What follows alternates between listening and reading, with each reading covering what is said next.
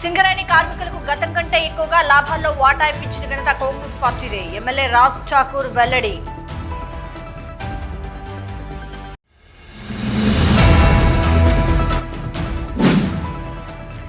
గతంలో సింగరేణిలో పర్మనెంట్ కార్మికులకు లాభాల వాటా, ఇప్పుడు కాంట్రాక్ట్ కార్మికులకు లాభాల వాటా ఇప్పించిన ఘనత మాదే.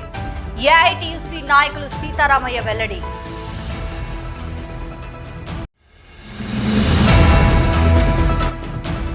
లాభాల వాటాలో సింగరేణి కార్మికులకు తీవ్ర అన్యాయం జరిగింది.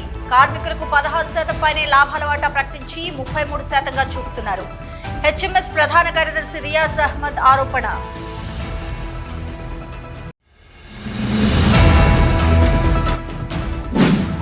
సచ్దేవ స్కూల్లో ఘనంగా ఆన్ ది స్పాట్ చిత్రలేఖన పోటీలు.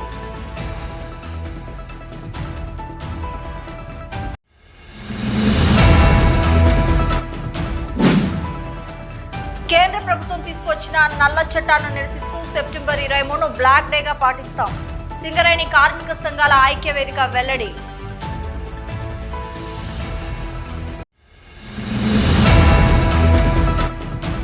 గోదావరి కన్లో అలరించిన 6A పూర్వ ఉద్యోగుల సమ్మేళనం.